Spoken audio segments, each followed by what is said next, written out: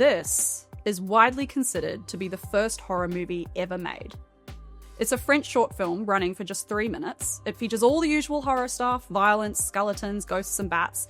It's called The House of the Devil. It was directed by Georges Méliès and was released almost 130 years ago. Since those early days, horror has always been controversial and transgressive, but for that reason, and despite periods of popularity, it's remained relatively niche and often dismissed by critics.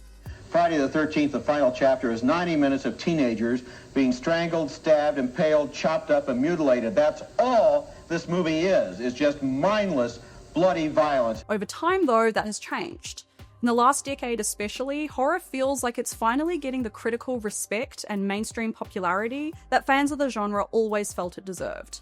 Monsters, slashers, ghosts, and zombies have taken over our screens. They've taken over the box office too, garnering the kind of commercial success previously reserved for the latest superhero blockbuster. Of the top 50 highest-grossing horror films of all time, half of them have been made in the last 10 years. And this year, a horror film, Ryan Coogler's period vampire flick Sinners, became the highest-grossing original film of the last 15 years.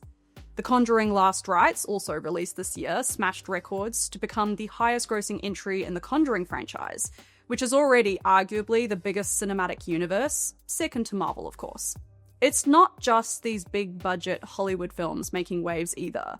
Indie distributors like A24 have also released a slew of critically and commercially successful horror films in recent years, like the modern classic Hereditary or the Australian film Talk to Me.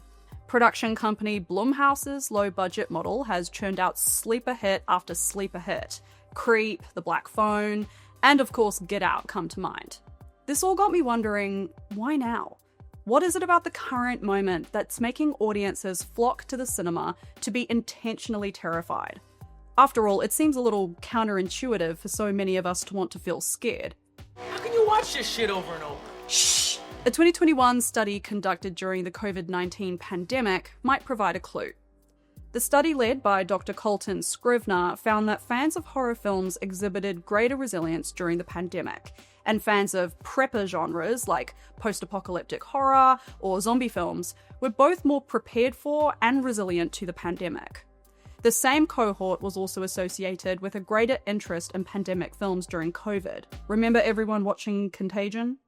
And without a vaccine, we can anticipate that approximately 1 in 12 people on the planet will contract the disease. Taken together, these results are consistent with Scrivener's hypothesis that exposure to horror fiction allows us to practice effective coping strategies that can be beneficial in the real world. See, a horror movie is designed to hijack our brain's attention system, using cinematic techniques and tropes that trigger an evolutionary threat response. It's why so many of our horror villains and monsters have sharp teeth, claws, or weapons. We instinctively see that as a threat. Freddy Krueger's glove, Jason's knife, Pennywise's teeth, these all trigger the same part of the brain that fired up when our ancient ancestors came face to face with a predator in the wild.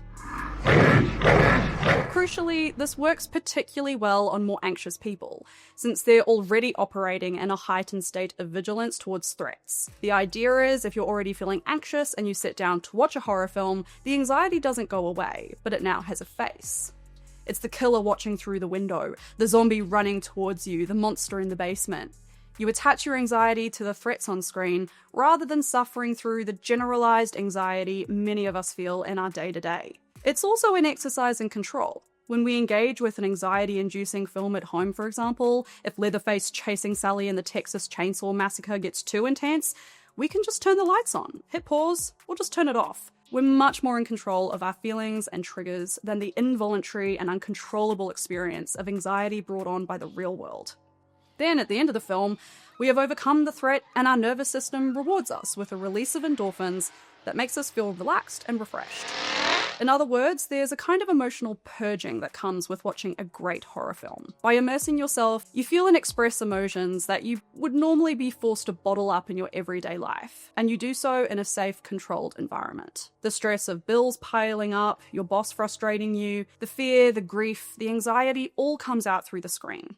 And when the credits roll, we leave feeling lighter, having released some of the psychological pressure that was building. So if we think of horror films as this kind of training ground for the emotional stress of the real world, and as a controlled catharsis of negative emotions, it's not hard to see why the last 10 years has seen us all rush to the cinema to be terrified. The present-day real world is terrifying, and these films are helping us cope. Economic and political turmoil, the cost of living crisis, growing inequality, job insecurity, not to mention increasing violence that we see constantly through social media, has left many feeling anxious, especially young people. One recent study, which pulled data from 201 countries, found that from 1990 to 2021, the global incidence of anxiety disorders among those aged 10 to 24 years increased by 52%. Thematically, horror movies deal with a lot of what we're seeing: death, disease, violence, and moral ambiguity. These things are part of life, but we don't really explore them in everyday conversation. I've never actually said this to anyone, but I have body dysmorphia. Oh my god, shut the f up, Alice. This latest surge in the popularity of horror alongside a time of political and social upheaval mirrors what's considered the horror genre's first great golden age, the 1930s. This decade saw a massive boom in the genre, with the big Hollywood studios of the time seeing them as cheap to produce and a surefire hit. Audiences were flocking to see them. Many films from this period feature an intelligent, ambitious man who meets his downfall by meddling with unknown, unnatural forces he doesn't fully understand. They're a cautionary tale, perhaps reflecting the way that the financial and industrial giants of the Roaring Twenties, like the Rockefellers or Henry Ford, with all their hubris, brought about the crash of 1929 and the real-life horrors of the Great Depression. Similarly, the horror films of the 1970s and 80s reflected the economic and social upheaval of the time.